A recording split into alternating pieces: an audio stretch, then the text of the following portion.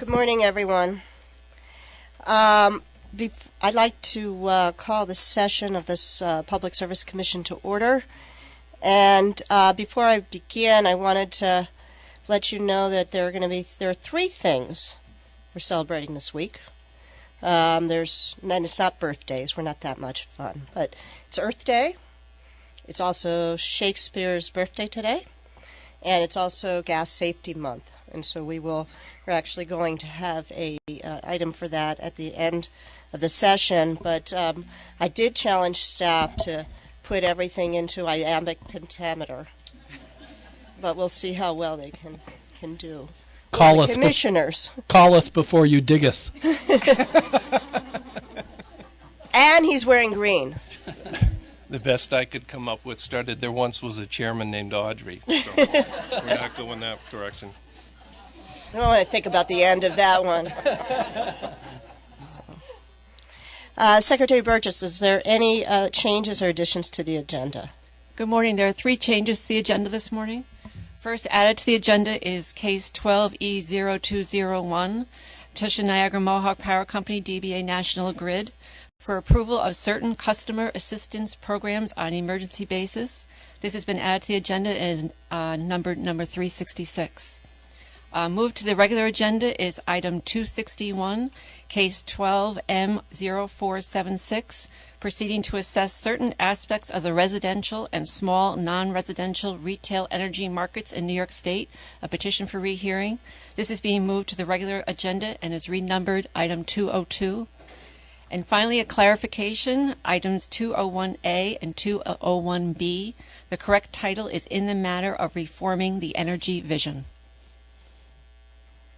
That's for the next 5 minutes. So with that, we're going to begin slightly out of order. We're going to begin with items 201A and 201B.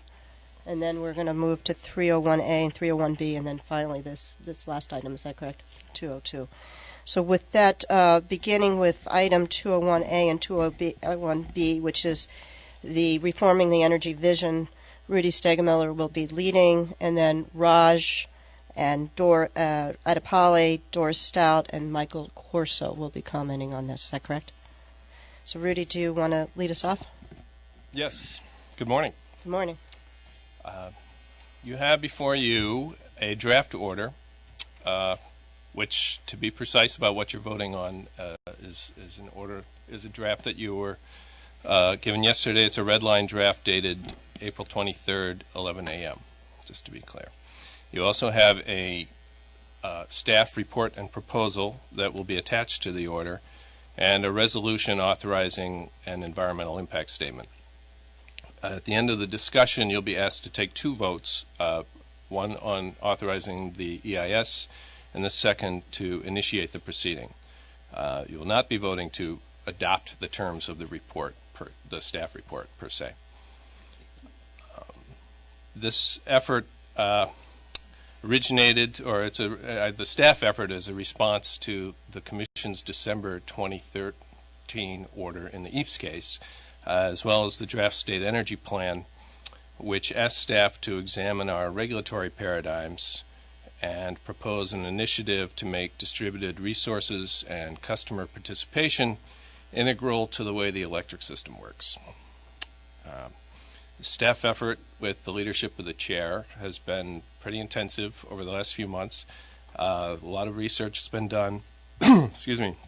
Dozens and dozens of meetings and focus groups. Staff has developed a broad knowledge base that I would say extends far beyond what you actually see in this report.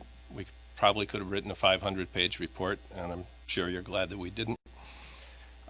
We also had help from NYCA, and we've received assistance from Regulatory Assistance Project and the Rocky Mountain Institute, which we expect will continue as the case moves on.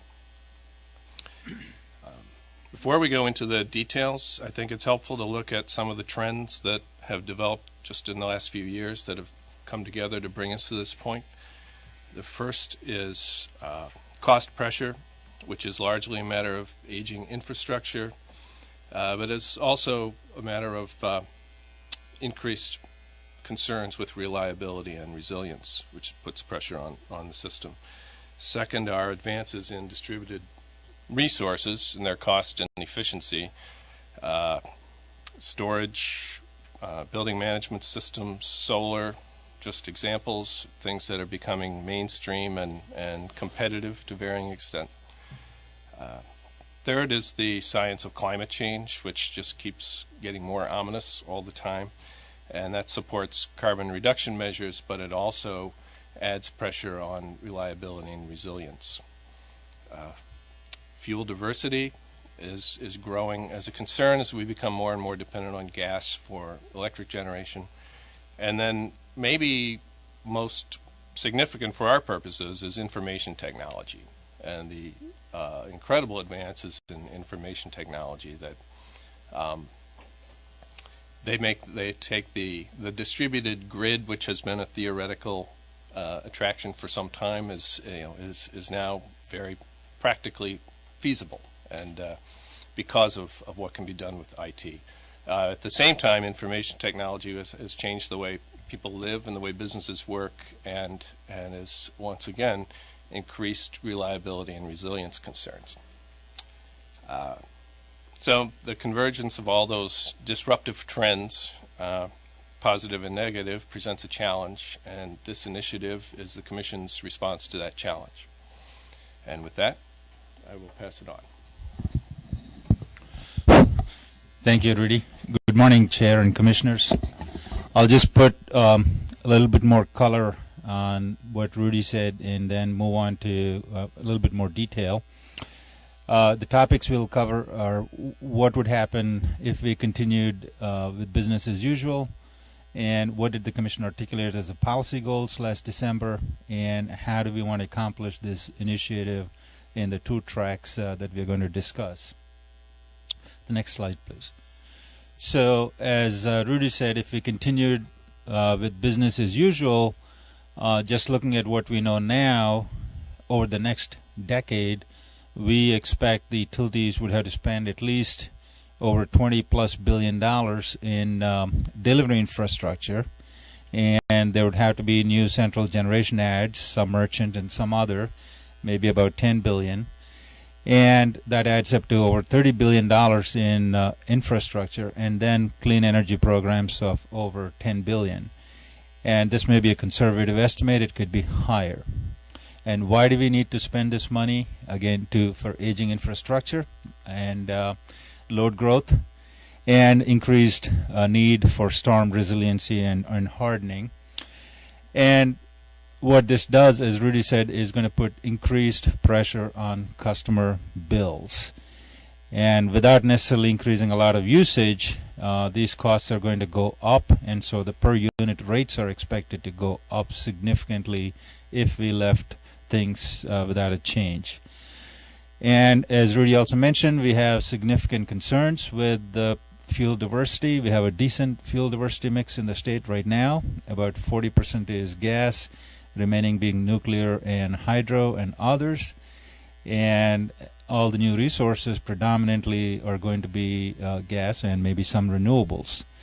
And again, if we don't change anything, that's going to be the future. So do we want to leave it that way, or do we have a better way of dealing with providing energy services to customers at a lower cost in the long term and in a cleaner fashion?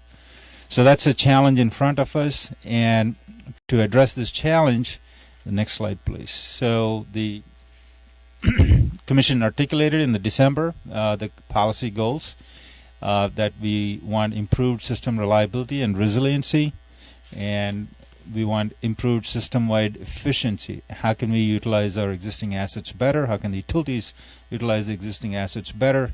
Asset utilization improvement would result in improved efficiency and lower cost to customers. And how can we enable consumers to have the tools that are needed to better manage their energy bills?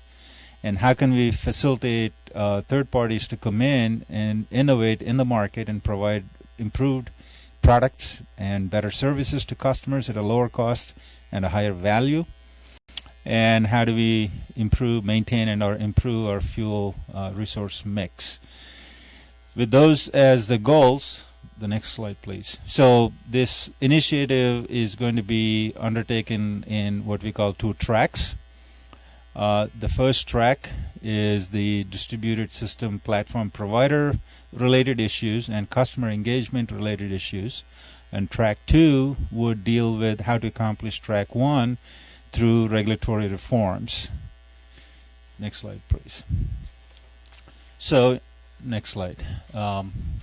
What are the opportunities for improvement? Looking at the distribution utilities as a major interface with the customers, as we have been talking about, they need to focus on improving overall utility system efficiency, and that's going to be a key element of this initiative, to focus on improved system efficiency to reduce long-term costs to customers and to be more customer-centric and address the reliability needs.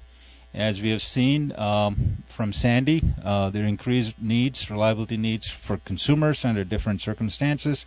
And also we are seeing a lot more sophisticated large businesses come into the state looking for improved reliability and improved service from utilities.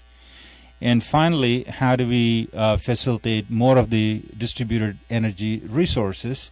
That's an umbrella term to include energy efficiency, demand response, demand reduction, and distributed generation, including combined heat and power. We need to challenge some of the conventional wisdoms that are out there, that the customer load is passive, the customer load is inelastic, and it cannot participate in the demand side, and they're just price takers. And we also need to challenge the conventional wisdom that the only way to manage peak loads is just to build more central generation facilities. And with challenging those conventional wisdoms, as you'll see on the next slide, this is an interesting slide that some of you are familiar with, and I love this slide, and many people do. This is courtesy New York ISO Market Monitor report. As you'll see on the x-axis, the number of hours in a year, 8760. On the y-axis is the peak load, or the load in the system.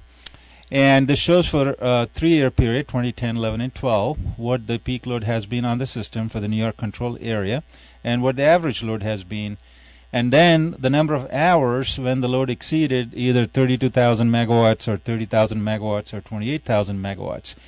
The interesting element, if you look at the middle 30,000 megawatts roughly, that's 69 hours or 68 or 54. That's less than 1% of the hours in a year.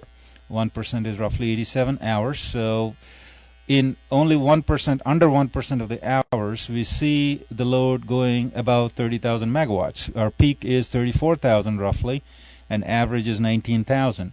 So for less than 100 hours, less than 1% hours of the year, we are having to have resources of over 4,000 megawatts sitting there just to meet that narrow amount of time. So what is a way to reduce that peak load, reduce the need for that incremental capacity, not just the 4,000 megawatts, but the installed reserve margin that is associated with it, and the increased capacity costs associated with meeting the peak load in those few hours in a year. So that's a challenge in front of us. How can we modify the load duration curve, flatten the peak loads, and reduce the overall cost to consumers in the long term, and save resources for the society? So on the next page, so the thinking is focused on distributed system platform provider. We are calling it the DSPP or DISP. Unfortunately, that's not the best acronym. REV is a better acronym. Looks like that's a Madison Avenue product, and DISP sounds like an engineering creation here. So the DISP, what do we expect the DISP to do? The DISP is the distributed system operator, platform provider. We expect them to be more focused on doing an integrated portfolio approach to meet the needs of consumers, including distributed energy resources. As I mentioned, it includes efficiency, demand reduction, and the distributed generation. in both its planning and operations. As opposed to looking at them in silo approach, the utility planners focused on expanding distribution systems and energy efficiency, demand reduction, DG happen on the side and a different silos. Is there a way to pull them together in a more integrated approach to meet the needs, reliability needs of consumers at a lower overall cost? The second, in order to accomplish that and to accommodate that, we need third-party providers who would provide these DER resources, whether it's the utilities, whether it's the existing incumbent energy service companies or incumbent generators or some other new players, innovative players who want to provide new products and services. How can they do that? And the utility distribution management systems need to be upgraded and their hardware and software to accommodate for these resources to play in the market and provide new products and services. And to do that, we need transparent pricing mechanisms. What products are these DISPs buying and what products are they selling? And how would they be priced, whether it's tariff-based or competitive market-based or some other valuation-based? It needs to be transparent, and the market players need to know so they can create those products and services. This is going to be the key element of this whole undertaking. On the next slide, we need consumers to engage in this, and I'll turn to Michael Corso to address this slide. Thanks, Raj. As Raj indicated, a key element of the success of this new vision is going to be the engagement of customers. Historically, utilities and generators produced energy, transmitted it, and distributed it to end users, and customers wrote a check. Now the vision that is being formulated gives the opportunity for customers to be real participants in the market. Technologies have advanced, as we know, more recently than ever in bringing technology and information closer to customers so they can engage in being able to participate to not only be smarter consumers but to become prosumers. That is, that a customer can produce energy and help system efficiency. Demand response, solar energy are a couple of ways that provide opportunities for customers to engage, and our interest and our commitment in the case as it unfolds will be to engage third-party vendors and utilities, ESCOs, consumer groups, and all the parties and participants to this case to find opportunities whereby customers are going to engage, be part of it, use technology and information to avail themselves to bill management systems, home energy management systems, and things like community aggregation. Microgrids are going to provide different ways in which customers will benefit and be participants in the market. That engagement yields an opportunity for much more animation, much more engagement and opportunity for all the providers to want to sell products, find values that are going to be brought to bear both on the system and to the end users who pay for it. Thanks, Raj. Okay, thank you, Michael. The next slide, the staff report lays out numerous issues that need to be addressed by this commission over the next number of months. Here I highlight some of the key issues. This is not necessarily exhaustive, but a good sample of the high-level issues that need to be addressed by staff and the parties, and provide you recommendations in the coming months. The first key issue is who should be the DSPP? Should it be the incumbent distribution utility, or should it be a neutral, independent third party? There are competing arguments. There are some who would argue it should be more like the ISO, an independent system operator that doesn't own the underlying assets but is neutral and independent. Some would argue the incumbent utility is best suited to perform this function. The second key issue is what products and services will they buy and sell, and to whom, and at what price. The third key element is should the utility be allowed to own and or operate these DER resources, or should they be just left to the third parties? And if a incumbent utility is allowed, should it be on a regulated basis or on an unregulated basis? How do we define benefits and costs? How do we measure them, and how do we evaluate them? What kind of metrics and methodologies should be used to come up with an analytical framework to make judgments and make decisions? And how do we roll out this vision in terms of deployment of infrastructure, hardware and software, to facilitate these platforms that would allow third parties to provide these resources? And how can we maximize customer engagement? These are some of the key questions. And on the next slide, what we expect is that each utility, given its different customer mix and resource needs and system configuration, may have its own solution to meet this challenge, may have a different solution, so there may not be one size that fits all. There should be flexibility provided to the utilities. But clearly they need to follow certain standard methodologies so that all third parties are following similar methodologies when they go from one company to another. And we expect, at least tentatively right now, that the utilities should be filing their implementation plans, depending on what the Commission decides this fall, on a generic basis to carry out those vision and those expectations. They would file their implementation plans next year, ideally in the context of rate case filings. That concludes Track 1 discussion, and I'll turn to Doris Stout for Track 2 discussion. Okay.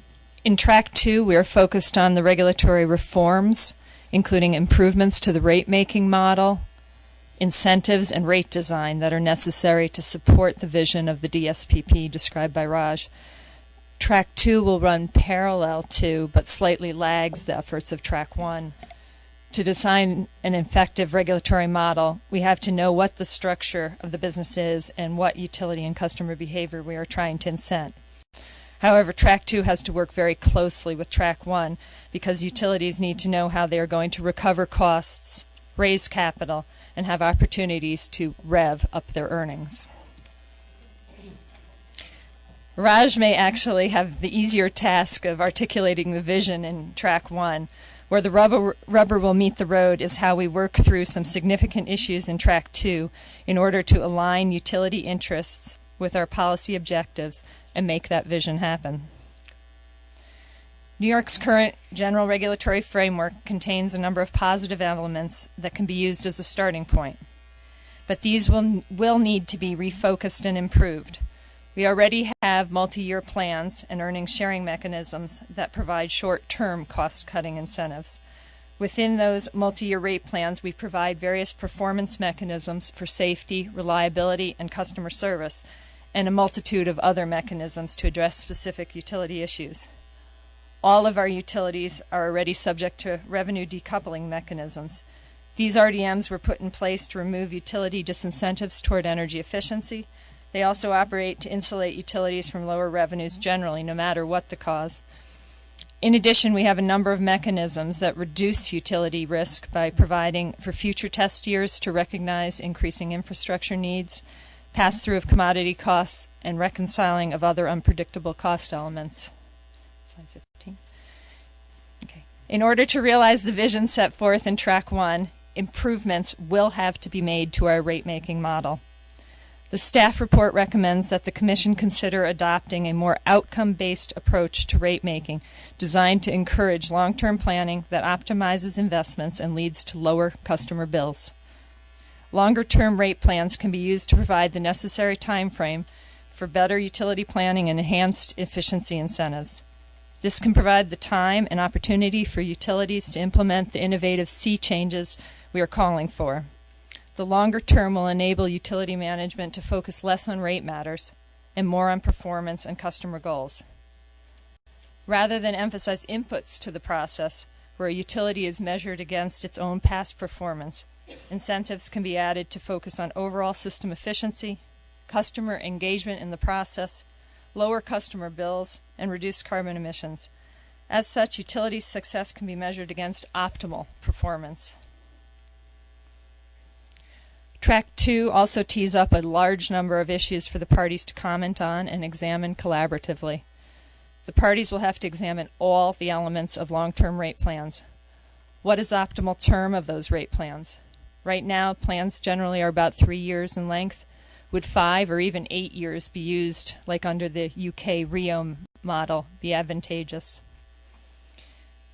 How should initial rates and ROE be set in the context of the DISP vision, given longer-term plans with additional risks and opportunities? How should costs and performance be benchmarked? What economic and performance conditions should be evaluated as checkpoints to reopen the rate plans in that longer-term time frame? What reporting requirements do we need to monitor utility performance? We'll also look at what revisions are necessary to the current performance mechanisms. Do we have the right balance that accomplishes enterprise risk impacts? Are we creating the right incentives and not causing overfocus on one area to the detriment of another? What additional incentives are needed to encourage desired outcomes like improved system efficiency, better customer engagement, and reduced carbon? New York's current incentives are generally structured as one-way negative revenue adjustments. Should these be modified to provide symmetrical positive incentives? If so, what should be the starting point for rates, and how much should be included for expected levels of service versus superior performance? How do we encourage utilities to pursue the most efficient investments? Whereas under our current regulatory regime, utilities have the incentive to lean toward large capital investments to support those few peak hours of load that Raj described earlier. How do we set the regulatory regime to encourage investments that have the lowest net present value when considering both operating and capital expenditures over the long term? Track 2 will also examine the rate design for products and services to be purchased and sold in this changed marketplace. It will have to consider rate designs that are better suited for this two-way transactive grid.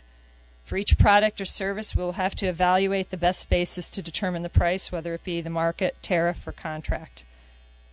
We'll have to consider the impact on captive customers that can't take advantage of the value-added services, whether they can't afford to do so or don't have access because they live in apartments or they don't have the technological capabilities.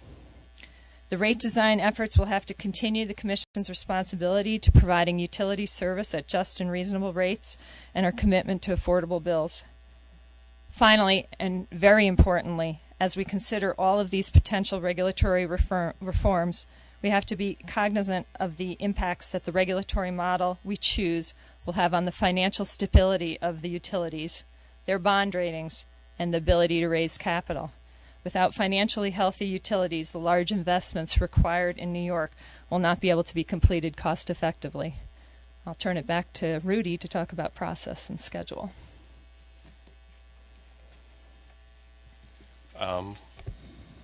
Well, there you see it. The division into two tracks is partly substantive because there are a rate-making function and the in track 2 and the sort of utility and market function in track 1 are delineated, but they're also pretty closely interrelated. But for just if only for purposes of efficiently managing a proceeding, we have separated them into two tracks, and track 1 will start immediately, and track 2 will follow several months behind, but they'll follow parallel sorts of processes.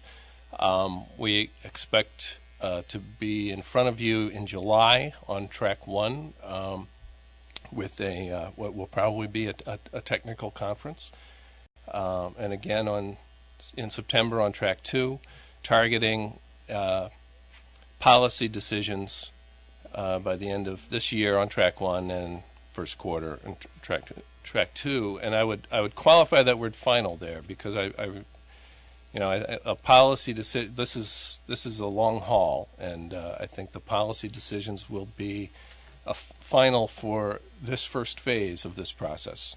There will be an ALJ. Eleanor Stein will preside, and just to show you that I am capable of more than limericks, while Doris was talking, I wrote something in iambic pentameter that says, "The judge will run the case for all to see until we vote on tracks 1, 2, and 3. The only problem is that we only have 2 tracks. But so, And with that, we're open for discussion. Thank you very much. You'll be shocked to hear I have some thoughts about this. So first thing, I do want to, a couple things is Raj, on the distributed energy resources. The concept here is that, because I think sometimes people's minds split to distributed energy resources means supply. It's all types of resources, whether supply, demand, or storage that we're talking about. That's correct. Yep. And then when you love that slide, it's not that you love the results, but you love that it's a very easy way of describing our problem. You don't need to respond to that. But one of the things that I think is important is before we begin, staff has raised the issue of whether or not the utility should be the DSPP, and a sort of an honest approach towards looking at these issues and making sure that we have an intellectually honest inquiry. You're going into this with a recommendation that the utility should be the DSPP, that seems the most sensible approach at this point. That's our preliminary thinking. Okay. And the other thing I would say that we might want to change the name, otherwise everyone's going to think that everybody in the New York energy industry has developed a lisp. So That'll be our first challenge. I'm sure there'll be lots of comments on it. Let me just start with a few comments. One is, it is, as DeBard said, what is in a name? So, Romeo and Juliet debated whether names are important, but as we all know, we shouldn't listen to 14-year-olds anyway. So they thought it wasn't, but I think it is. And we started off on this proceeding actually thinking about this issue as Utility 2.0. And we also talked about it as sort of smart grid and grid modernization. But frankly, as we continue to think about this approach and really thinking about that, we're really talking about evolving business models with a customer-centric focus. That really what we're talking about is a fundamental change, not just in the ways and the functionality of utilities, but actually in the industry itself. It's really moving it from an industry, as we talked about, that's centrally dispatched and designed with all, and to one that has much more of a distributed flavor. So not only does this fundamentally affect the role and the functionality of utilities going forward, but it also affects the way the generators can or do think about their business and business growth opportunities, the retailers, how they can think and grow their opportunities, other vendors, most importantly, and I'm glad staff has articulated, is customers. Because one of the things that we understand is that this whole effort won't work unless we have customer-based demand. And while it's easy to animate other parties to the industry already, it's really animating customers. That's going to be one of our chief challenges, and having a key focus on that I think is going to be critical. And lastly, it's ourselves, and I'm very pleased by the fact that the staff recognize that in many respects the articulation of the vision of what this utility or this industry of the future can look like it's the easy thing. The hardest thing is actually the execution of that vision. How do we execute? How do we do it well? How do we get on the path and continue to evolve it? So I was appreciative of, Doris, your comments that in many respects the vision is the easy part of this for us, because we also have to change. We, the commission, the department, also have to think about how we change regulation, how we look at rates, and really what kind of risks and small bets we think that need to be made to drive towards success. So it's really going to be, I think, an all-in effort. So for that reason, I think reforming the energy vision is because it is reforming how we think about energy, and it's about everything. It's not just about the utilities. So I'm appreciative of that. I also think that the other aspect of this that resonates for me, beyond the fact that it helps Rudy explain what he does to his parents, because now he could say he's part of the Reformation process. So good Lutheran son. is that it also suggests the amount of speed. I mean, this is really a question for me of us not only changing regulation, but as Michael likes to talk about, is that regulation moving at the speed of business, is really thinking about how do we accelerate change. And so using REV as an acronym really is about what we're trying to do in New York. Is it's not just doing a study and then putting it on a shelf somewhere and getting to it at some time, but really we are committed to getting these things done and doing them in a time frame that really allows us to effectuate and control the pace of change rather than have it happen to us. The other thing I wanted to mention is I am hugely appreciative of the work that staff has done in a really to start off this REV process really in a relatively short amount of time. I'm aware of the fact that there were numerous meetings with third parties to really get input, to really try to understand what's happening out there, where's the change happening, where should we focus, where are people's angst points, where are the Achilles heels, where are the issues, and the work that the staff has produced, not just the obviously the folks who are here today, but there's a lot of people behind this, is hugely comprehensive. The amount of thoughtfulness, and I look forward to all of you in being able to review this report, is incredible, and it really covers the waterfront of the issues that we're going to have to grapple with. So when we challenged staff and said, look, we need to you need to help us identify what changes do we need to make in this industries to support the use of distributed energy resources, to promote system efficiency, and what changes do we need to make in regulation. And in doing so, that we wanted you to think about these key things. We're trying to get customers, make sure they're informed and the market is animated. We want to make sure that we're driving a system-wide efficiency, that we get rid of these small hours of the year that drive so much cost in the system, but also all the time that we think about reliability, we think about resiliency, and we think about emission reduction. And the staff identified, even though we didn't articulate that, emission reduction is an explicit goal. It's certainly implicit in everything else we said, and I think it's good to make it an explicit goal. And the study that we have today, I think, more than meets those expectations. In my own mind, it's what staff has set forth is a terrific vision of where we're going forward and an articulation of the issues that we're going to have to grapple with. And so I believe that we've well framed this proceeding. We've have a procedural posture that will allow us to get the necessary and complete input that we want. And so I believe it's certainly essential that we move this forward. The other thing that I would mention is I frankly think that coming after last winter and experience I had yesterday at a Community Risings event, we have no choice. I mean, one of the things, as we all saw from this past winter, is the volatility in the prices in the wholesale market had a huge effect. Sandra provided us with a report this week of how many complaints and continuous complaints that we continue to receive about high prices. And this isn't just people whining and saying, oh, I'm really mad, my prices were highest. These are people who, work hard and were telling us that they can't pay their electric bills. These are businesses who are telling us that they're very much worried about their businesses because they can't pay their electric bills.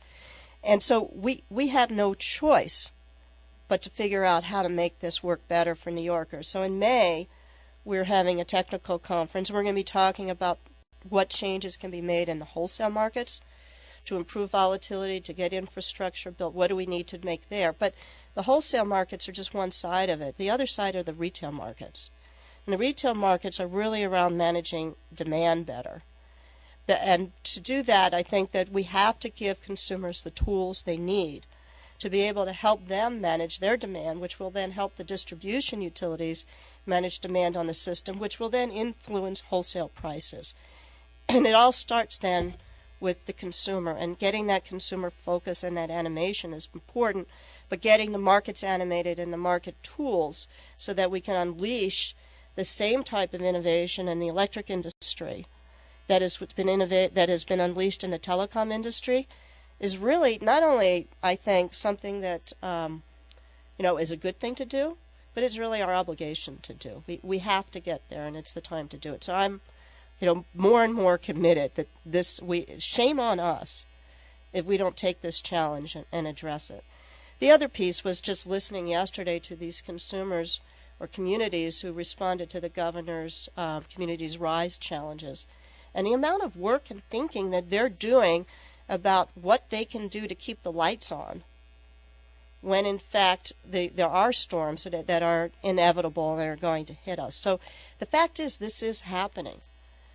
And it could happen in a disruptive way where we have problems, or it can happen in a constructive way where we show the leadership and develop the tools and mechanisms so that, not that it's just we don't want communities engaged, we absolutely want them engaged, but we want them to be part of our system that is driven towards making sure that customers have reliable electricity, but it's safe at all times, even in light of storms. And so I think that this is a very important element that we absolutely have to remember. And again, this is always about the consumers. So with that, I just want to say, obviously support the order opening this proceeding. I think the process is one that will allow us as a commission to make an extremely informed decision. I also want to note my appreciation to our sister agency, NYCA, for the support they've provided staff, also for the Regulatory Assistance Project, which also came to us through the Department of Energy, and our Rocky Mountain Institute, who has also, they themselves have been working on this issue. I think that, again, I'll turn this over, but I am thoroughly overwhelmed about how great I think and comprehensive this report is, and I think it puts us in a true leadership role to do the right thing in New York. So thank you to the staff, and I'll turn this over to the rest of you. Gary, do you have any comments? Sure, I'll have a few. I want to start out with Michael Corso. I did pick up prosumers for consumers. Did you invent that, or did you steal it? No, sir. I did not invent it. It's in the report. Okay, I like it anyway. Isn't Al Gore? He's the one who came. No, I'm just Secondly, I'm sure all the economic and rate consultants throughout the Northeast are excited about this process that we're beginning today. And Audrey, you hit on something that's been a real interest of mine from the beginning, and Raj hit upon it, the going after the peak, the amount of money, time, effort we spend for 20 and 30 hours a year is just remarkable. And this gives us an opportunity to fundamentally take a look at the distribution systems. Some actions we're going to take today in terms of the clean power programs, I think, just absolutely jives with this in terms of trying to ensure that the monies that we spend there are included in the operations of the system rather than just a standalone something else that we count up the kilowatt hours and see how well we do. So I'm excited about the process. There's some really difficult answers to get to, and it's not going to be a simple process. But I look forward to the work, and I again want to thank Rudy, Raj, Doris, and everybody else that worked on this because I think it's a great starting point to begin the discussion. So thank you. Commissioner. Well, I'll just echo what the chairwoman said about the excitement, and we are in the beginning of the 21st century, so let's start doing 21st century things.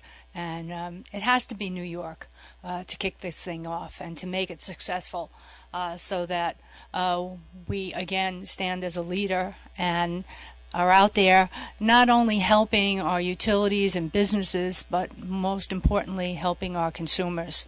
Raj, I like, that you used the word flexibility. We know that we always have to be flexible in whatever that we do because we may not get it exactly right the first time, so we'll always go back and fix it. And Doris knows I am a pro Track 2. I think Track 2 is really monumentally important to bring Track 1 through. And, I'm saying it here today. I don't know where I'll be when this is finally done, but that Track 2 is really important. And, people think regulators live in a closed circle. This order will open up the circle that people think that we've had and invite everyone in to participate. It's really important. I think our utilities are going to dedicate some of their best thinkers. Certainly the financial institutions that are out there, I know, have ideas, and we're really asking everyone to come forward, and also our consumer advocates, to have everyone participate and everybody have a place at the table, so that when we finally do this, that we do get it right and no one can say they've been left out. So thank you all for your hard work on this. Commissioner Sir.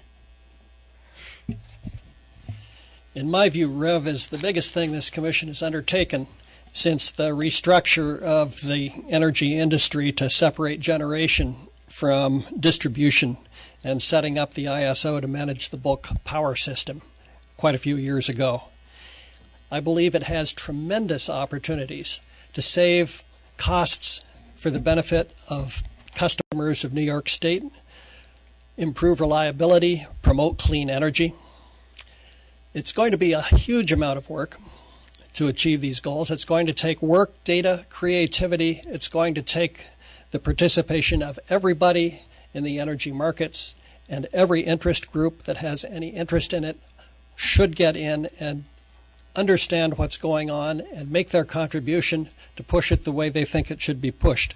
We have to look at all ideas and all groups in order to make this work at all. I very much look forward to the process. Thank you. Commissioner Berman. Thank you.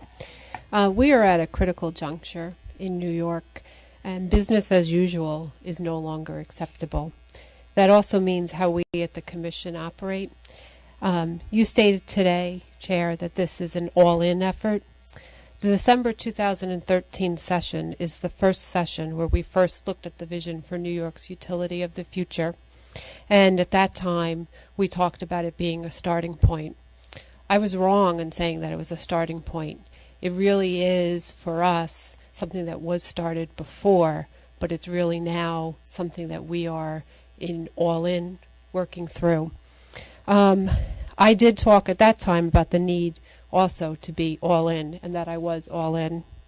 Yesterday, as I was preparing for session and collecting my thoughts on this matter, I was struck with the words spoken, ironically, on April 23, 1910, by Teddy Roosevelt.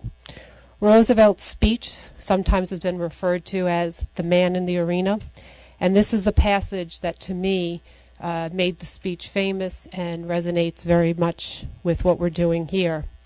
It's not the critic who counts, not the man who points out how the strong man stumbles, or where the doer of deeds could have done them better. The credit belongs to the man who is actually in the arena, whose face is marred by dust and sweat and blood, who strives valiantly, who errs, who comes short again and again, because there is no effort without error and shortcoming, but who does actually strive to do the deeds, who knows great enthusiasms, the great devotions, who spends himself in a worthy cause, who at the best knows in the end the triumph of high achievement, and who at the worst, if he fails, at least fails while daring greatly, so that his place shall never be with those cold and timid souls who never know victory nor defeat. Chair Zimmelman, I fully support your daring greatly, and I salute you as the chair in the arena. And just to be clear, I'm still all in, and we're ready to go. Thank you. It's one of my favorite poems. It's not a poem, but it should be. So with that, and we will take a vote. Now we need two separate votes on this matter. The first is with respect to 201A.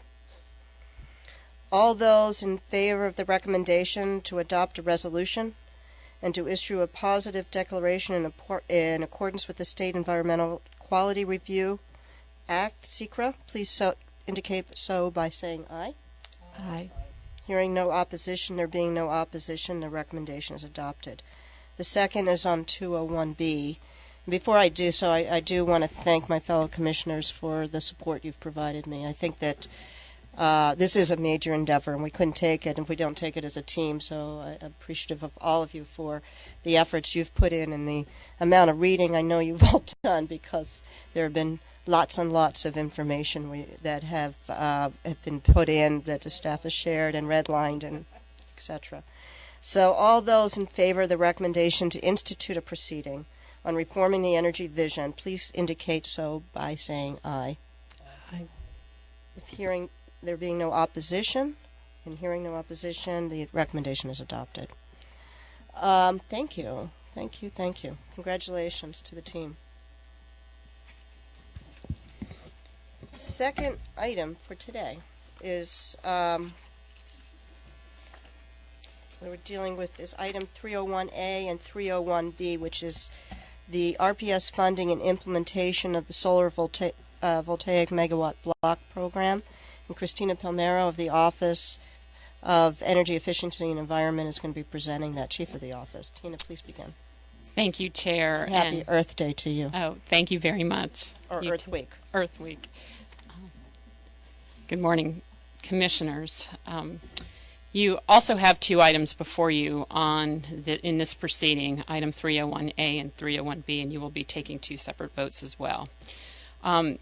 These items before you respond to a petition filed by NYCA in January requesting a long-term funding commitment to support the solar PV programs that it administers under our Renewable Portfolio Standard program. These solar programs are also part of Governor Cuomo's New York Sun Initiative launched back in 2012. The solar PV programs are currently funded through 2015, along with the rest of the eligible technologies within the RPS. However, back in December, you issued an order that authorized NYCA at its request to transition its current solar programs into a declining incentive megawatt block structure, and you directed NYCA to file for your approval the design criteria for that program and a funding strategy to support it beyond 2015. In simple terms, the megawatt block approach allocates megawatt targets to specific regions of the state, breaks those regional megawatt targets into blocks to which incentives are assigned, awards incentive to applications based on the block in effect at the time of the application submission, and then moves to the next incentive level when a block is fully subscribed. Once all the blocks within a region are fully encumbered, no incentive is offered. This approach is designed to continue to grow the solar PV markets while steadily reducing and eliminating cash incentives in a transparent and predictable manner for all the sectors of the PV market. In NYCERDA's petition, it lays out the design criteria, which includes a statewide goal of 3,000 megawatts. This will be achieved in 3 distinct regions of the state. That's clearly defined in its petition and then further refined in the item before you. The refinement of the criteria has been as a result of a lot of stakeholder input. NYCERDA has been a true champion in getting the necessary feedback from different sectors in the PV community. They have kept staff apprised of their efforts. The refinement, as I said, is attached as part of Appendix A in that order. To support the program, NYCERDA is requesting that you authorize $960.5 million from 2016 through 2023, which includes funding for the actual program incentives, implementation, administration, consumer education, evaluation, and some other program fees. Staff is in support of this request and recommends your approval of this funding along with the design criteria that has been proposed and further refined. At this time, there is no request to increase collections for this program. I just want to give you a little bit of background on the solar program. It has been a technology that's been supported in the RPS since the customer-sided tier was implemented in 2006. It began with a funding level of less than $7 million a year with a dozen installers in the residential market to one that has grown with a current funding level of $108 million per year with hundreds of installers and contracting companies involved in the program. In the beginning, we were offering incentives at $5 a watt. That has dropped tremendously. Right now, in the residential sector, we're offering $1 a watt. For the larger commercial sector, it's less than that. Thousands of installations have been installed throughout all parts of New York State, and the demand for the program keeps growing.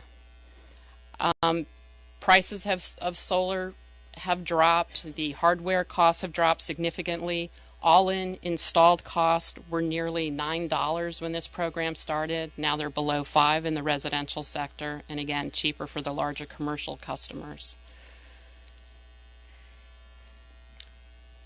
The megawatt block program is really designed to bring this program to a state where it can become self-sufficient.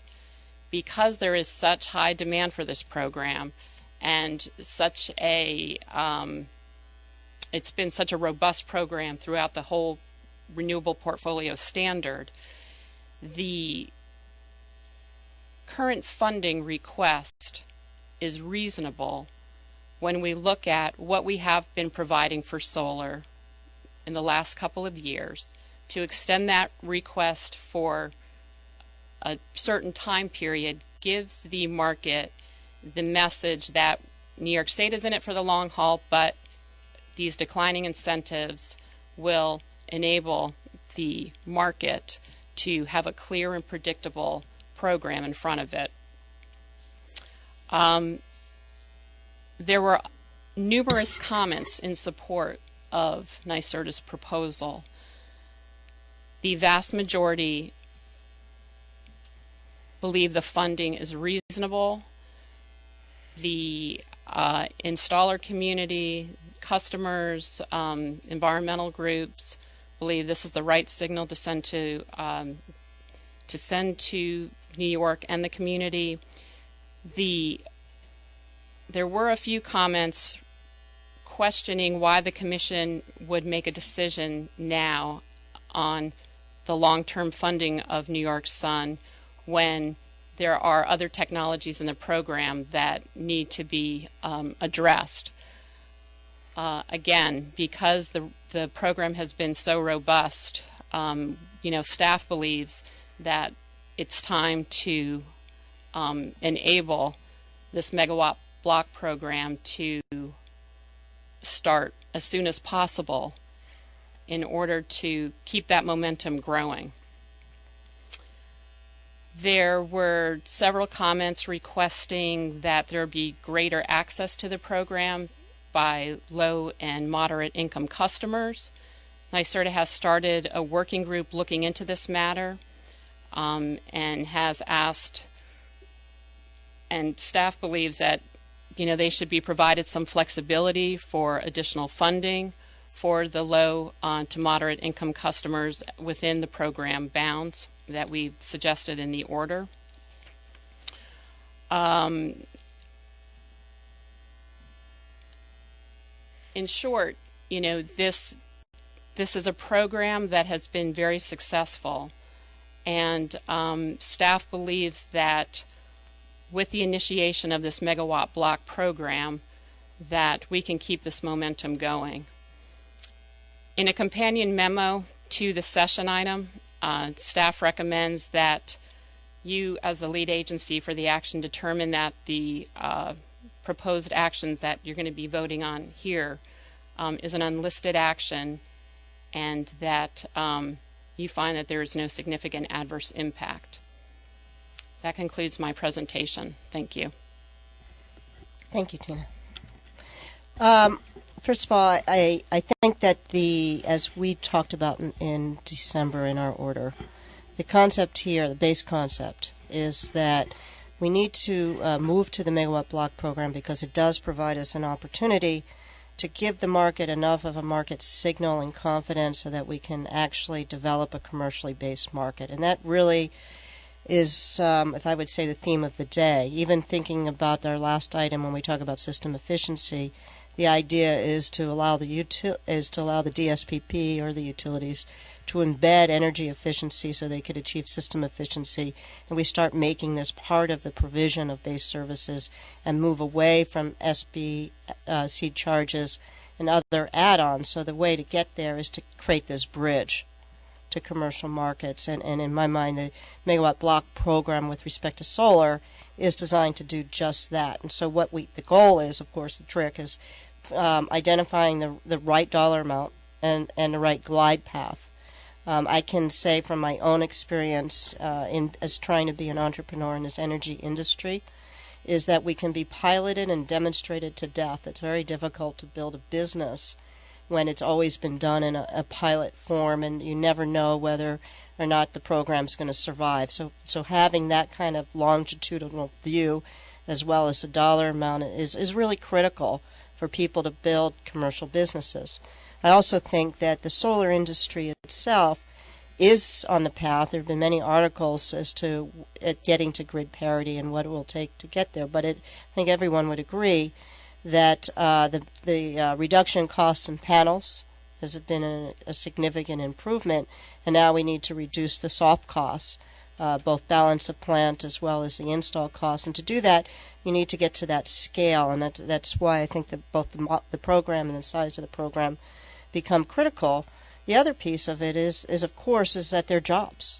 I mean, these are local jobs that can be created, and if New York doesn't get on with it, what will happen is that our neighboring states, and we have to recognize this, are looking at the same things because everyone recognizes the importance of maximizing the real solar potential you have, is that will fall behind. And I would like to do everything we can do to, on a cost-benefit basis, make sure that we're attracting those jobs, that economic development, that excitement around these types of industries into New York. So I think that to do that, you do need to send these signals. You have to make the economic commitment, and for that reason, I support both the staff's size of the amount, as well as the idea that we would set enough of a signal, 10 years in this case, so that people will be able to plan on it.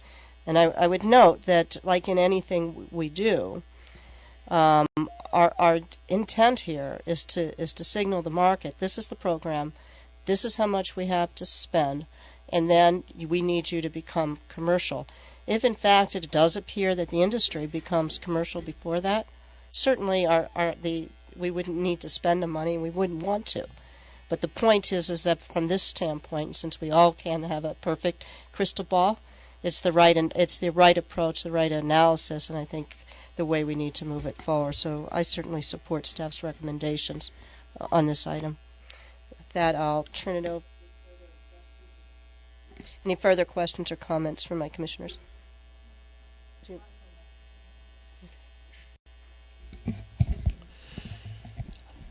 I'd like to echo Chair Zibelman's statement that the program is currently providing New York with a good number of jobs, economic activity, and clean energy.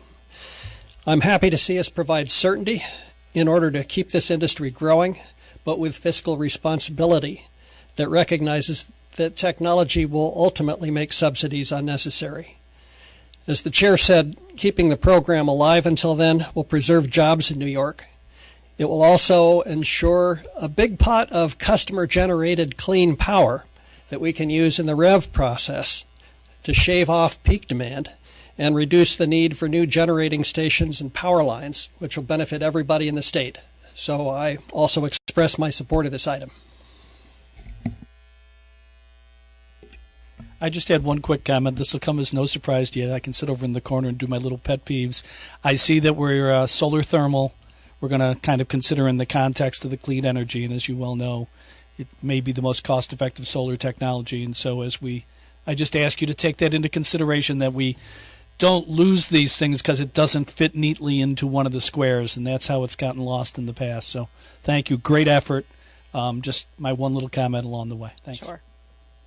Yeah, thanks. Good point. Thank you. Yeah. Tina, I just wanted to mention, so it's on the record, that LIPA will be looked at to be brought into this program also, so that it's a statewide type of program? That is correct. NYCERDA is in discussions with LIPA and PSCG to bring them into the program. It will result, if they come to an agreement about that, it will result in a memorandum of understanding with funds from the Regional Greenhouse Gas Initiative going towards the effort. But yes, you are correct. LIPA will hopefully, if that agreement happens, will hopefully be brought into the program. So it's the same approach, but the funding would come from a different source. Correct. Right. Thank you. Commissioner Berman. Thank you. As you know, I have concerns on this item, and I have not felt comfortable that the record has been sufficiently developed to really show that the jobs that would be created will be real and lasting in New York, as well as not harmful to other renewable energy technologies that are currently under the RPS program, and at least have a chance from that process to compete fairly. New York is a national leader in renewable energy. We've already, and we make a very significant contribution to it, and we do so with the understanding that we are responsible for making sure that the ratepayer funds that are collected are done so strategically and looked at fairly and worked through so that the millions and billions of dollars that we collect are fairly dispersed.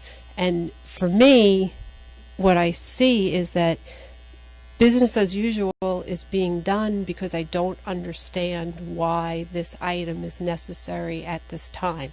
I think it's really important. I'm very supportive of the New York Sun program. I think we could also look to having manufacturing credits and other exemptions that may be helpful to making sure that there are real manufacturing jobs in New York. But I look and I see the RPS program as being something that, especially the main tier solicitation, as being something that folks feel can be very helpful. And so the renewable energy portfolio that has things we should be looking at: biomass, geothermal, fuel cells, wind, many other things. And so what I'd like to see for me to have comfort, because I do support renewable energy, including solar. So it is not that I am against spending money. It is that I want to make sure that when we look at it, that what we're looking at is real understanding of what has been collected through the different clean energy programs, including RPS, including SBC, including EAPS, and are we going to be looking and doing a real economic analysis that really shows what the dollars that we're spending are actually giving to us quantifiably?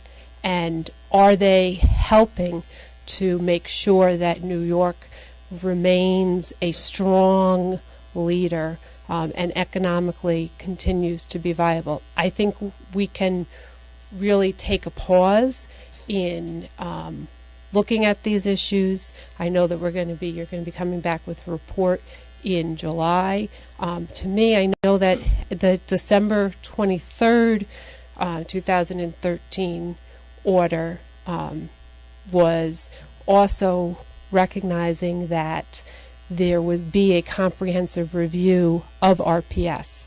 I haven't seen that yet.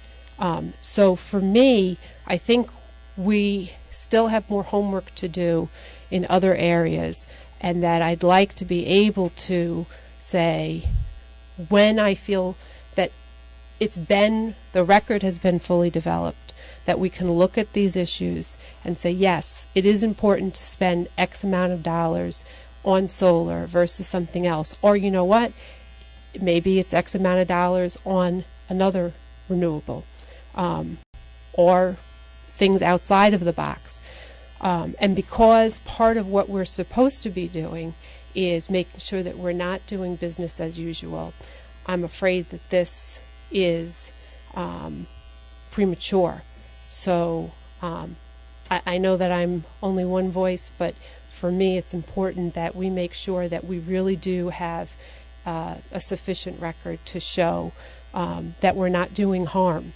And so I reluctantly can't vote yes for this, but I am not voting no because I'm not no to the goals and the vision of it. I'm just uncomfortable and think that this would be better if the drilling down that has been something that we should be doing is really making sure that we're we've sufficiently developed that record and that statistical economic analysis that's needed, especially because it's ratepayer funds, and we have an obligation to make sure that we know what's coming in, where it's going, and are there real rewards being done. Thank you. Thank you for your comments, everybody.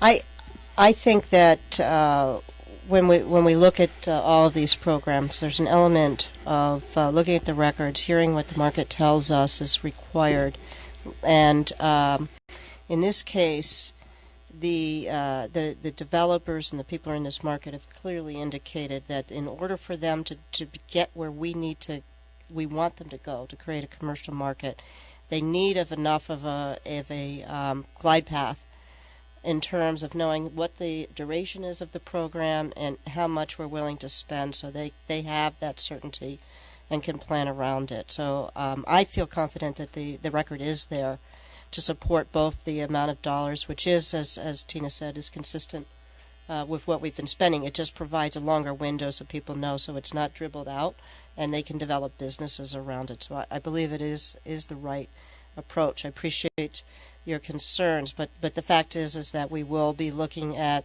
the main tier RPS in the future. We're also looking at other funding, and with the Rev docket, we're also looking at other elements that these programs can be funded. And as I indicated, if we're hugely successful, which I hope we are, and we spend half of the money that we're committed to today and find that this market is robust and commercial and we don't have to do it anymore, I could tell you I'll be the first person to say, hey, let's use this money elsewhere. But I do think the solar presents a huge promise for New York. It's one of the best technologies, particularly for homeowners and the residential and small commercial use. So I believe it's critical that we go forward. I'm also quite pleased about the fact that we're going to be looking at low income and trying to tackle that challenge as well. So with that, I appreciate your comments, but at least for me, I think the record's complete and ready to move forward.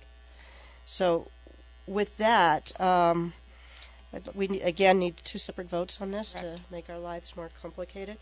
So with respect to 301A, all those in favor of the recommendation to adopt a resolution and issue a negative declaration pursuant to the State Environmental Quality Review Act, SECRA, please indicate by saying aye.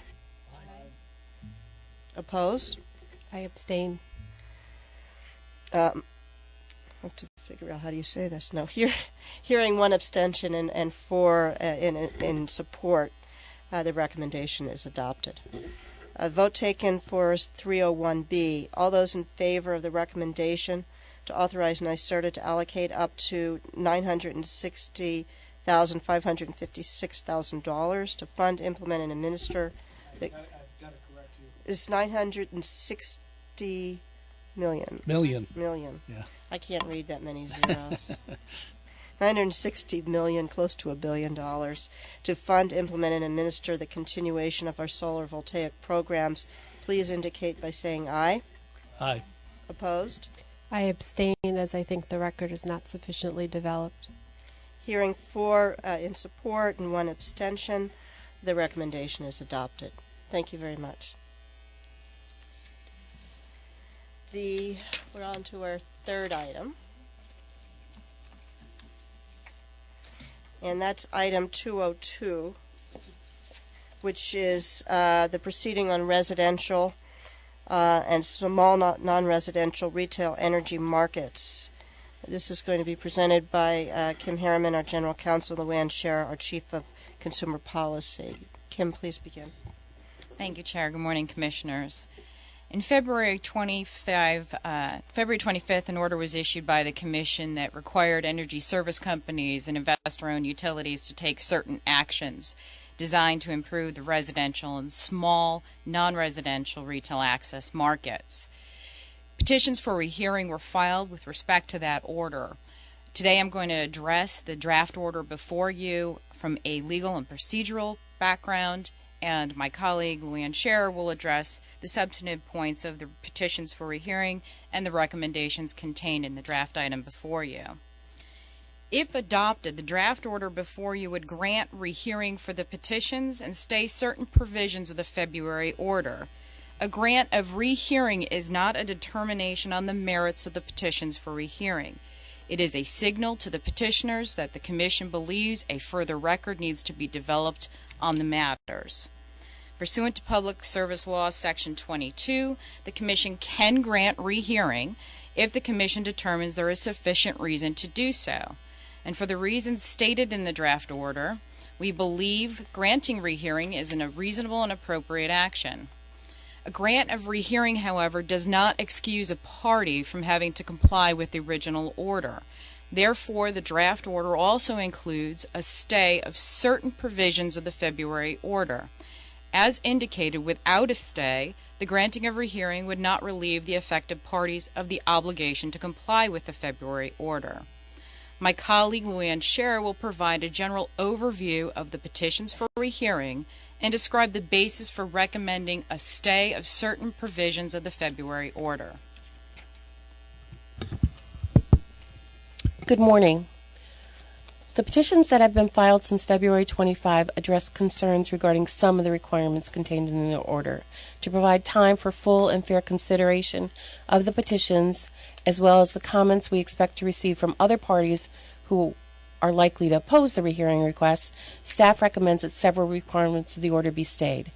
These specific issues are identified in the draft order before you and include requirements related to independent third-party verification of customer enrollments, protections for low-income customers, purchase of receivables,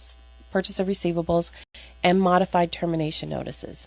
We're also recommending that to the extent the uniform business practices were changed to address these requirements of the order, those changes be stayed as well. In contrast, many of the requirements of the order are not disputed. We see no reason at this time for the Commission to postpone or delay implementation of those requirements. For example, the order requires that ESCOs be required to honor rates posted on the Power to Choose website by May 26, 2014, and file certain historic data by July 31st. No party disputed these requirements for residential customers. It is critically important that customers have accurate information about the products and prices available to them, particularly going into the summer cooling season when prices generally increase. So we are not recommending that these requirements be postponed. Similarly, the requirement that the utilities make available to customers an historic bill calculator for customers is also uncontested, as is the requirement for an EDI collaborative. It's noteworthy to point out that since the order was issued, 2 working groups have been formed to work on the EDI business requirements and technical standards. These working groups have had a number of meetings and are making considerable progress, which we believe should continue. Similarly, the order establishes several new requirements to address concerns about inappropriate marketing by some ESCOs, which have not been contested, including that ESCOs maintain records of where their agents are conducting door-to-door marketing, that agents introduce themselves and state who they represent at the beginning of the solicitation, and require that marketing agents provide potential customers with information which includes, among other things, the name of the sales agent and a contact number of the ESCO that the consumer can use for inquiries. We are not recommending that those requirements be stayed.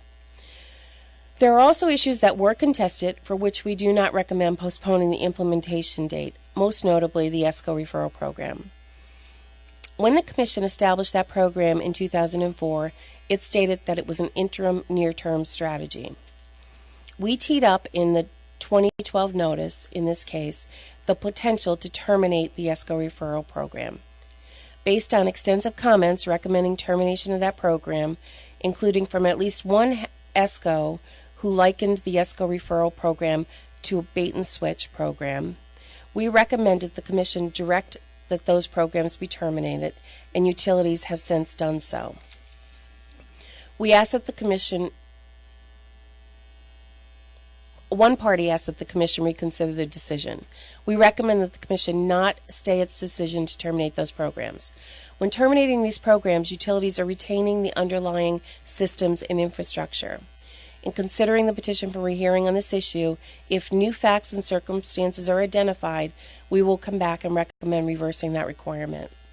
Although I am not discussing each requirement in the February order, the draft order before you identifies each of the issues we believe should be stayed, and we're available to respond to your questions.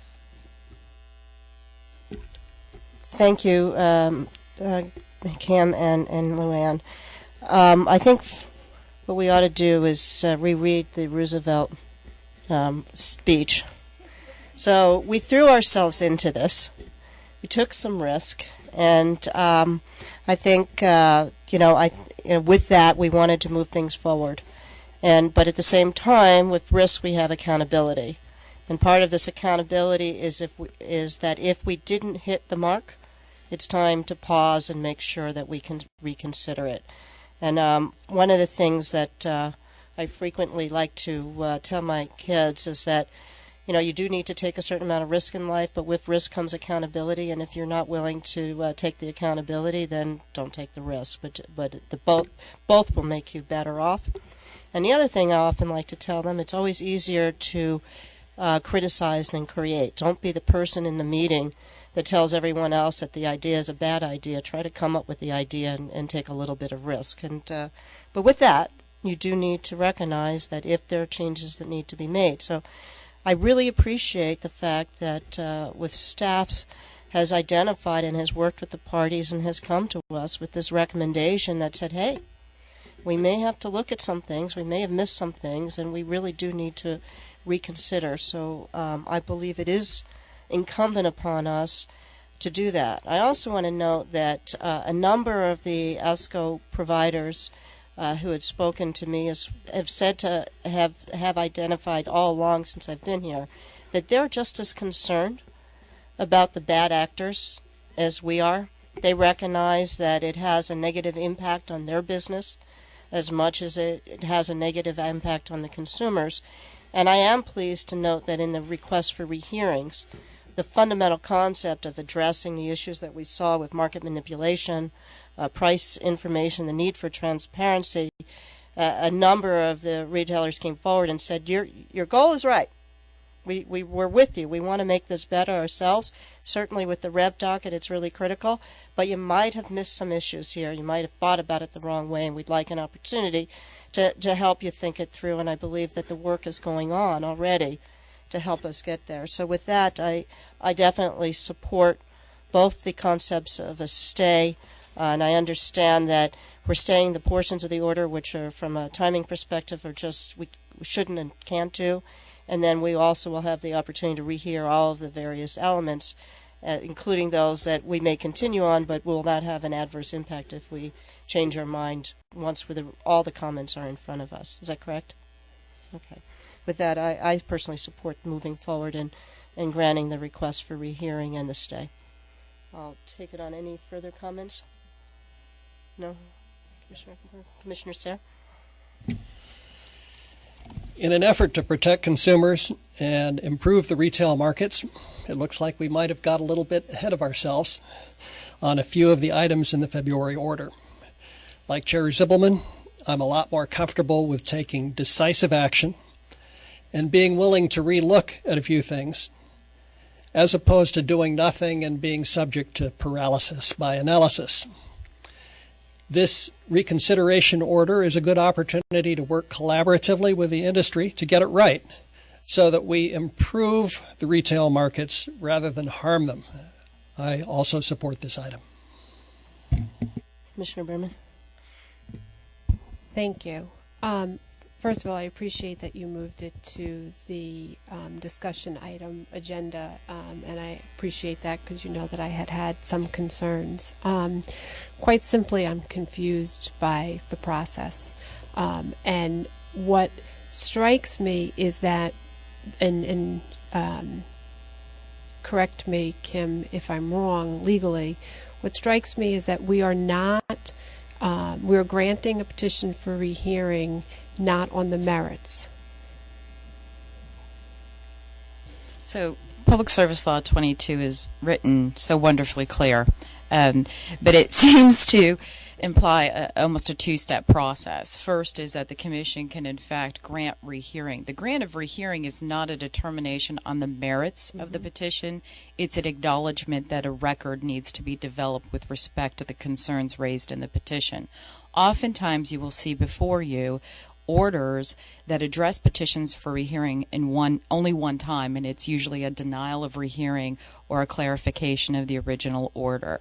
So this is definitely a unique action for the Commission. I do not recall in my tenure in counsel's office of having an order granting rehearing and issuing a stay, but I think it is the best response to the concerns raised by not only the stakeholders in the retail access market sector, but also the stakeholders that are consumer advocates. And so it enables us to, I believe, take the time to pause especially on those elements that are most impactive on the retail access market, and also continues to provide some critical consumer protection that should go forward.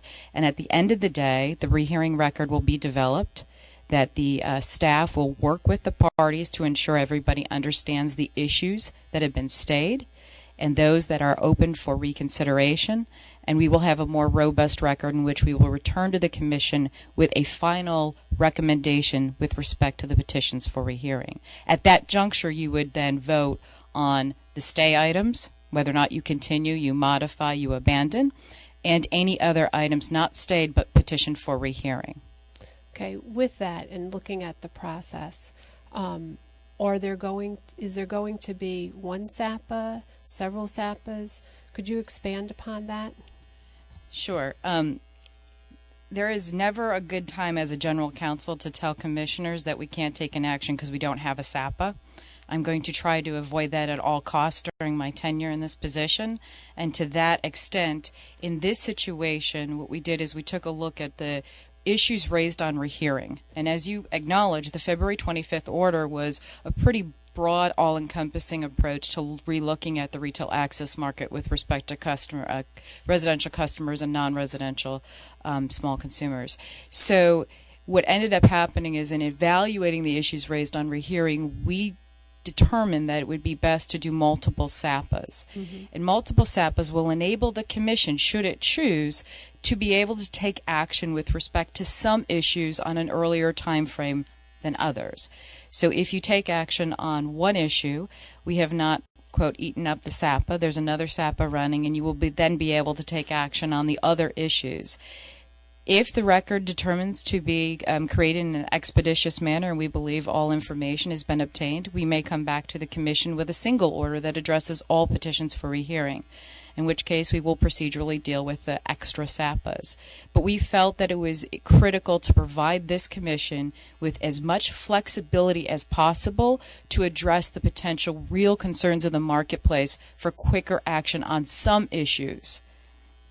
Okay, I think what it's confusing to me is that we're talking about subsequent order, and then we're also talking about other orders. So the item in the draft order that I've been given looks at addressing these issues in a subsequent order, and then there's other parts that say, and we may take this up in subsequent actions and subsequent orders. So is there going to be one order or several orders, and how do we know what the process is, because there's all these different SAPAs. So I'm just confused in terms of how this is going to be sort of rolled out in addressing this, and what's the time factor? Sure. So the first thing that we're going to do, staff is going to meet with the parties affected by the order next week and go through what this order is accomplishing. The second is that we're going to build the record, and the records will be developed pursuant to the SAPA notices and to the Secretary's notice soliciting comments pursuant to our Commission rules for comments on petitions for rehearing. What will happen at that juncture is there'll be a recommendation from staff to the Commission as to either taking up all the petitions for rehearing in one order, or, for example, I could see that the record has been developed on the ESCO referral program, but work still needs to be done on the low income price protection aspect of the February order. And in order to give market certainty, right, as to the ESCO referral program, staff may come to the Commission with a recommendation that you deny petition for rehearing with respect to that element, while at the same time work continues on the record to address the concerns raised by all sides of the issue with respect to the low-income price protection. Therefore, we may subsequently come back to the Commission with an order that encompasses the low-income price protection item as well as other items that have been raised on rehearing. Or, again, singularly decide that element of the February 25th order in its petitions for rehearing and come back with a third order. The key was to provide as much flexibility to the Commission as possible to be able to respond to the market players' needs for certainty and the timing for certainty, so their business models can get up and running, as we talked about under the New York Sun Initiative. Thank you. That was very helpful. For me, when I look at it, the order should speak for itself, and I don't get the flavor of what you're saying in the draft order. So when I look at it and we are saying, yes, the petitions for rehearing granted, and we're going to stay certain other aspects while we go forward. The concern I have is that when staff spoke on what were the reasons for staying certain aspects versus others, it seemed to go towards a merit argument, seemed to make a determination that, for example, in the ESCO referral program, that you didn't agree with continuing the ESCO referral program, right or wrong. So that, to me, is a merit-based decision on why not to stay. Now, if we were looking at staying all aspects of the February order that were contested and not staying those that were uncontested, I can see that's not based on the merits of it, but that's based on the procedural process. So the fact that the fact that we have arguments on both sides for what we got right and what we got wrong, it would seem fair, if we're going to be granting a petition for rehearing, to stay all aspects of the order that are contested, regardless of what it is, because what I read it says, given the breadth and complexity of the February order and the number of concerns raised in the petitions, it's reasonable to grant rehearing at this time and in future orders address the merits of each of the claims set forth in the petition. And then we also, when I look at it, would feel that when we're making those stay determinations, it's been on not a merit-based decision, since we're saying that we need to fully develop the record. So how can we base that decision to not stay something if we hadn't fully developed the record, and that's what we're going to do? So what I'm in agreement on the majority of the action being proposed. What I'm in disagreement on is that I think that we should go further and stay all aspects of the order that have been contested. My understanding is that some parties were granted time to still submit comments. Is that correct? Yes, so I'll take your last point first, and then we'll go back to your other points. One of the wonderful operations of law occurs between the time frame for filing comments under our regs and the time frame for rendering a decision under Public Service Law Section 22, and the wonderful known State Administrative Procedure Act, which requires us to file and publish a notice of an imminent action of the Commission and afford stakeholders 45 days to comment. So there is a contradiction between the Public Service Law Section 22 and the State Administrative Procedure Act with respect to the 45-day comment. So what you saw was our attempt to cure the contradiction through a Secretary's notice. What ended up happening is that when parties file petitions for a hearing, they see in the rules that there's a 15-day comment period, and everybody kind of freaks out that they're not going to have enough time to file comments. At the same time, we're putting out a SAPA notice, which says you have 45 days to comment on the petitions. So what we do is we issue a secretary's notice that basically says you have more time. It's not just the time provided under the Public Service Law and the Commission's rules and regulations. You have this broader period of time pursuant to SAPA to provide your comments. So what you saw was us trying to address some very quickly filed requests for extension of time under the Commission's rules to provide comment on the petitions for a hearing.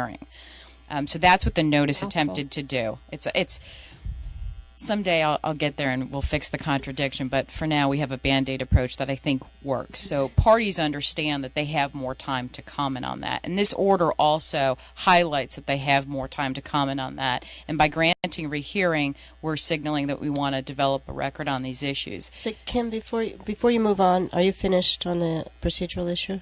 Yes. Okay. Let me just interject here. I think that there is a difference with the meaning. There are some aspects of the order that were really addressed to make certain that there was consumer protections in place, and particularly as we're hitting in the summer season, there was a concern that we not have people sign up and be really bait and switched. And so I think there is an element of substantive where we felt that there's a balance between of having the consumer protections in place, and also a recognition that some elements of the order were requiring people to spend money, change their business models, and if in fact that we were going to change things because we might not have gotten it right, it would be unfair to ask people to spend money and create programs that substantively would be changed. So I think that if you get down to it, there is a rationale on saying let's stay the proceedings that really are requiring people to make affirmative changes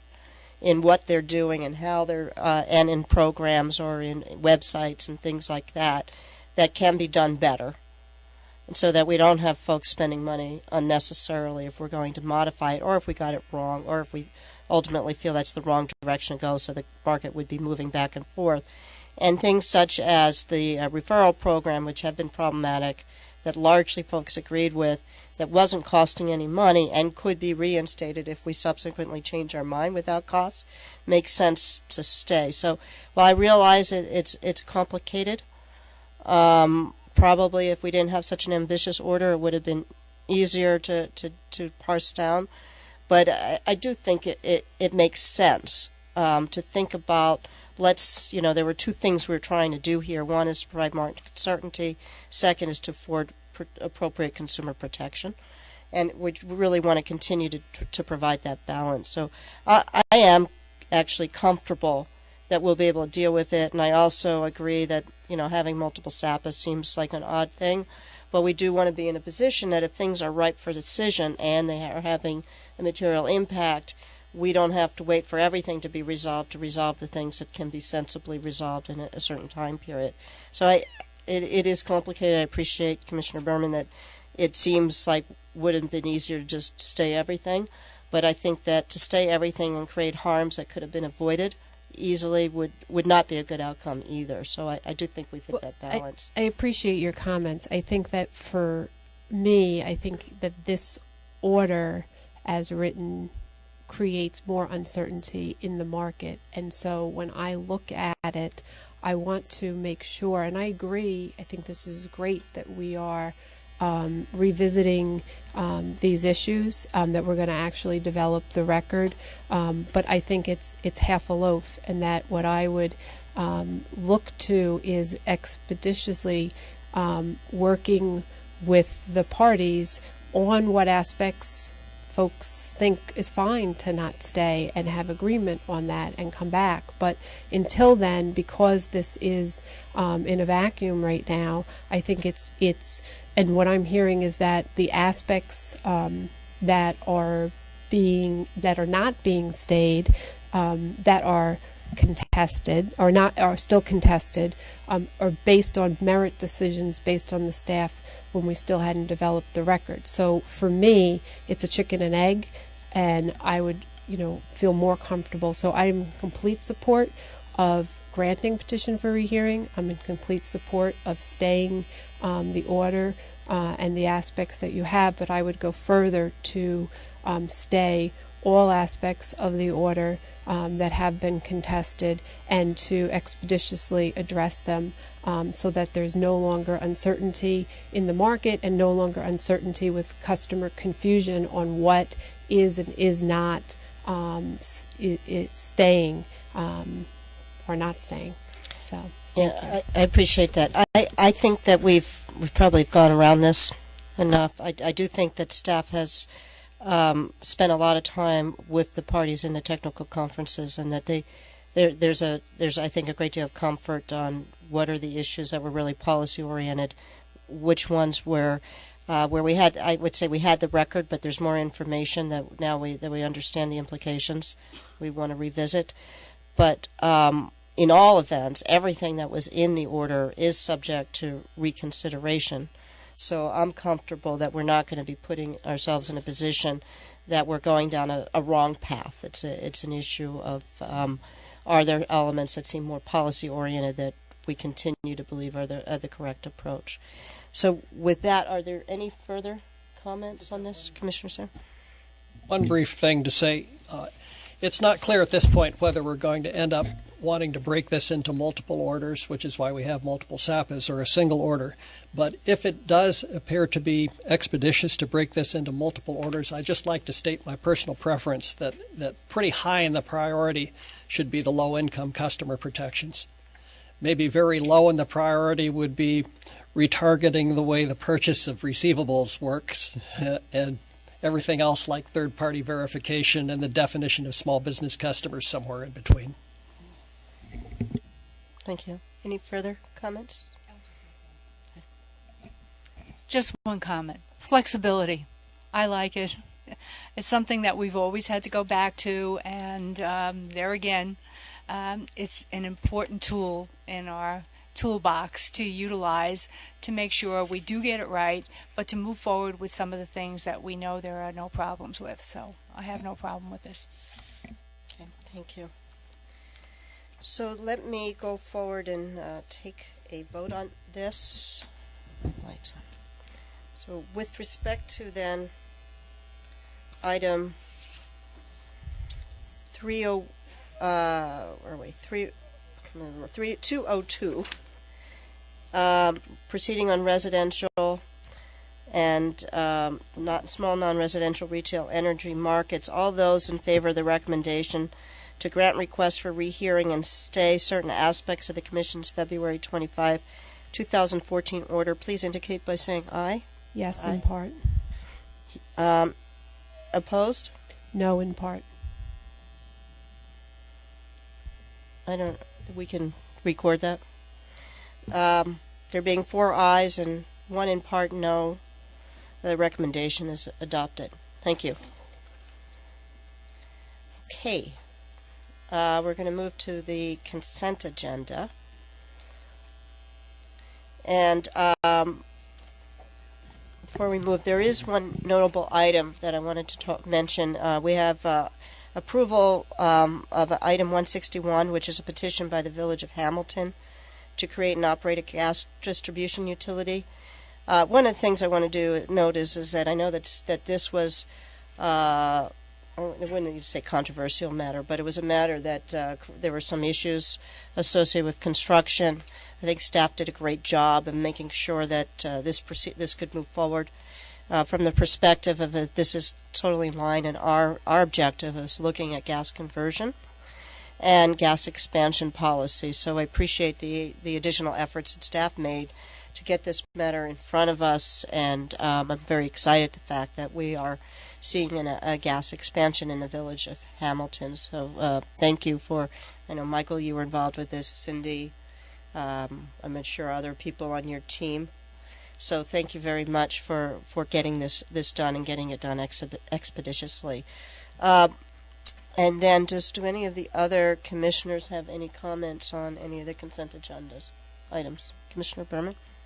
On that same item, I'd want to also note that this to me shows the importance of ensuring we're properly and in a timely fashion being responsive to petitions that are filed with the Secretary.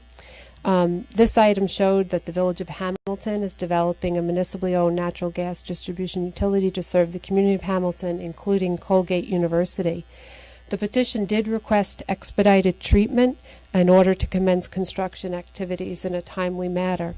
While it was likely on track for a decision in the near future, it became very clear that with the arrival of spring, it was very important for the village to ensure construction was started ASAP, so as to have service to the university as well as to a hospital and to a school in place by the end of the summer.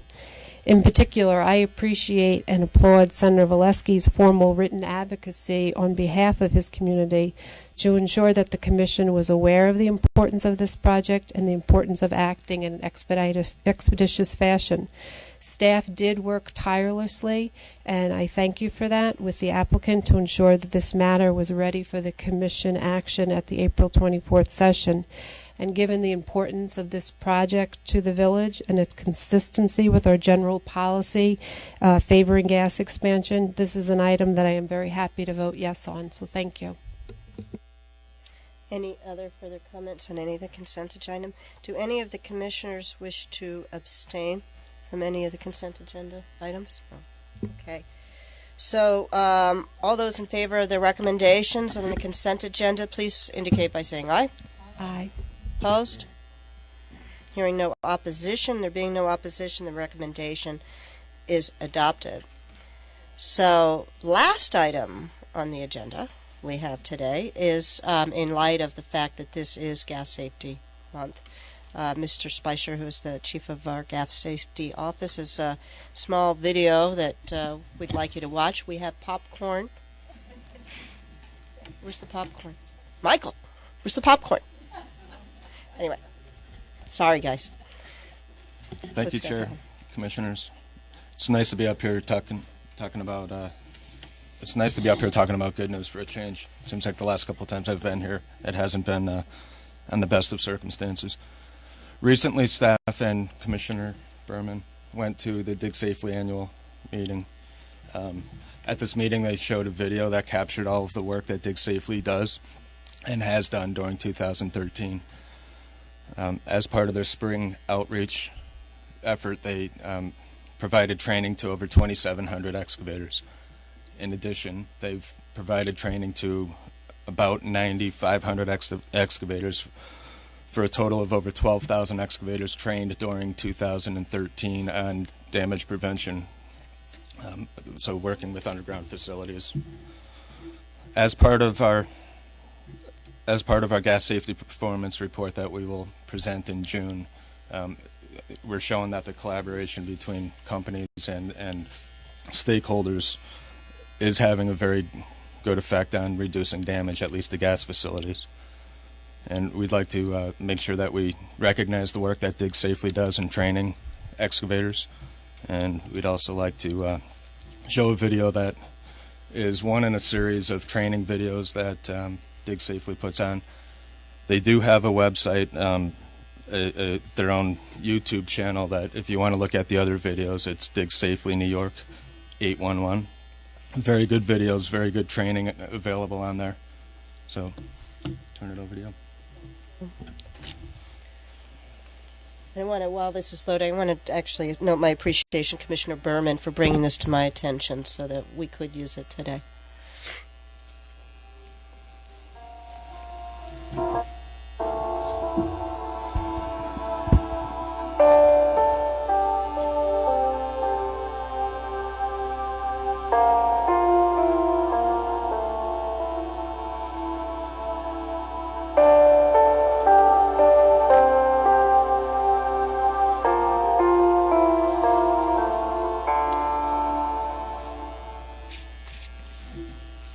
Digging accidents, and many like them, could have been avoided. Whether you're a contractor operating a backhoe, jackhammer, or auger, or even a homeowner putting in a fence or planting a tree, know what's below. Water, sewer, gas, electric, telephone, and cable lines could be hidden where you least expect them to be, even just inches below the ground surface. Be sure to call 811 before you dig. In New York State, it's the law, and just as important, you'll help prevent costly, unexpected downtime, expensive damage to property and utility lines, serious injury, and even death. The best part, preparing for a safe dig is easy. It starts with just one free phone call to Dig Safely in New York by dialing 811 or 800-962-7962. With a link between you and the utility companies, we can tell you what's underground and where, helping you avoid serious problems. When you call in advance, statistics show you have less than a 1% chance of running into trouble when you dig. In this video series, we'll guide you step by step through everything you need to know to properly prepare for your dig. We'll tell you how to prepare for your call to 811 and what to expect during the call. We'll cover topics like the amount of time required to wait after your call so that utility companies can respond, and how you'll confirm those responses. We'll also show you how to verify the marks the utility owners will make to tell you where underground facilities are. We'll explain what the marks mean and the importance of respecting them. And we'll review safe digging techniques and emergency procedures. Remember, safe digging is no accident. Just call 811.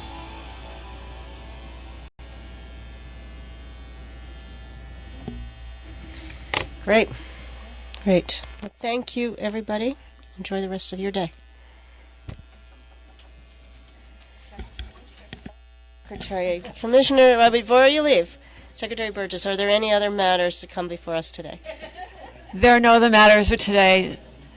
The Commission will be meeting again on May 8th, and we'll be considering primarily electric and gas matters, and there's a technical conference on May 15th that will deal with winter energy supply issues. Great. Thank you.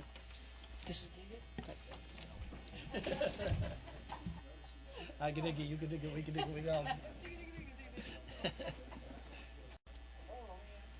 Yeah, Kevin's up there with good news. The first thing he shows is a video of an exploded house. It's like,